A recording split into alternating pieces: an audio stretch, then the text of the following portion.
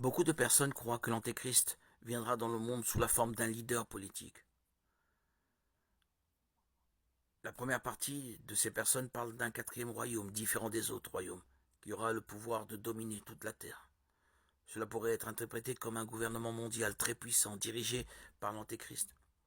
Un homme qui se démarquerait des autres par son charisme, sa compétence politique et sa capacité de persuasion. La deuxième catégorie de personnes parle de dévorer toute la terre. Cette image pourrait symboliser la domination du leader sur plusieurs nations et gouvernements, probablement obtenus par des conquêtes militaires, des manœuvres politiques ou d'autres formes de répression. Une autre catégorie de personnes pense que l'Antéchrist parlera contre le Très-Haut.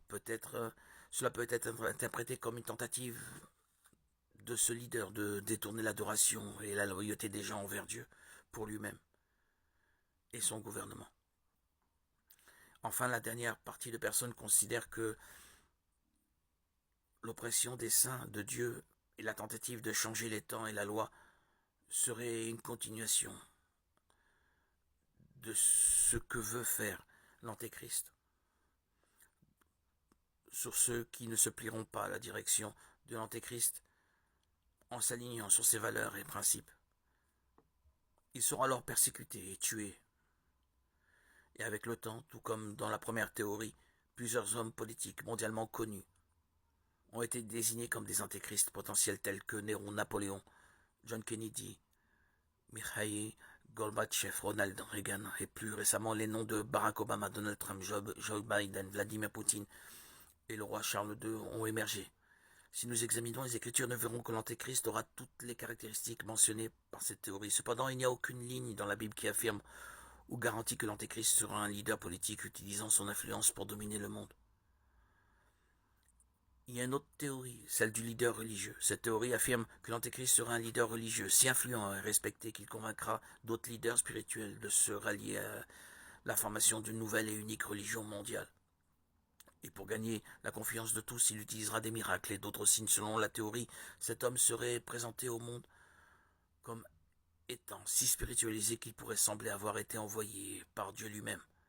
Cependant, cette apparence trompera tout le monde, car il ne sera qu'un imposteur, et cette idée a tout son sens lorsque nous la comparons avec le passage de 2 Thessaloniciens chapitre 2, versets 3 et 4, où se trouve la prophétie suivante. Que personne ne vous séduise d'aucune manière, car il faut que l'apostasie soit arrivée auparavant, et qu'on ait vu paraître l'homme du péché, le fils de la perdition, l'adversaire qui s'élève au-dessus de tout ce qu'on appelle Dieu ou de ce qu'on adore, jusqu'à s'asseoir dans le temple de Dieu, se proclamant lui-même Dieu. Ce texte fait partie de la deuxième lettre que l'apôtre Paul a écrite aux membres de l'église de Thessalonique, où il parlait du tour de Jésus et du jour du Seigneur. Il met en garde les chrétiens contre le risque d'être trompés par de faux enseignements affirmant que ce jour est déjà arrivé. Le passage fait également référence à 2 événements futurs qui se produiront avant le retour de Jésus. Et selon ceux qui croient en cette théorie, cela a tout à voir avec l'Antéchrist en tant que leader religieux. Selon ce texte de l'apôtre Paul, le premier événement sera l'apostasie, qui est un éloignement ou un abandon de la foi en Christ. L'apôtre Paul a prédit qu'il y aurait une grande révolte ou un rejet de la vérité avant la fin des temps.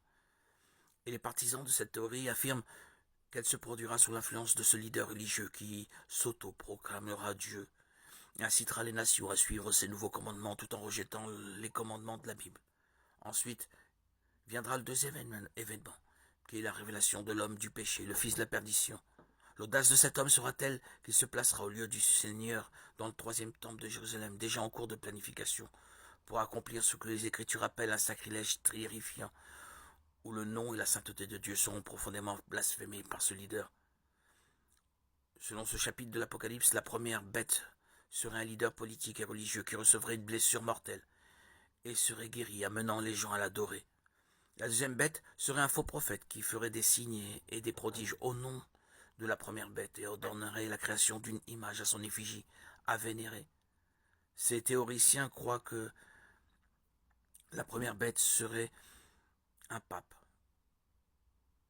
On parle de Jean-Paul II qui a été attaqué par balle sur la place Saint-Pierre en 1981 et a survécu à l'attentat. Il pense qu'il ressuscitera des morts et se révélera comme l'Antéchrist, l'ennemi de Jésus-Christ et de l'Église. Ils associent également la deuxième bête à un futur pape potentiel qui serait le faux prophète trompant les fidèles avec de faux miracles, les amenant à adorer l'image de ce pape. Cette théorie gagne en force.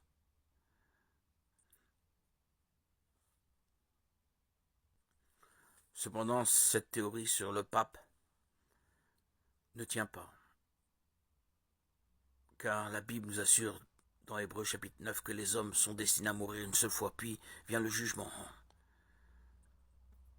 Et l'ancien leader de l'Église catholique, qui est considéré comme un saint, ne pourrait pas être l'Antéchrist, car le Seigneur ne permet pas à une personne de revenir à la vie, à moins que cela ne soit selon sa volonté, comme cela s'est passé avec Lazare et Jésus lui-même.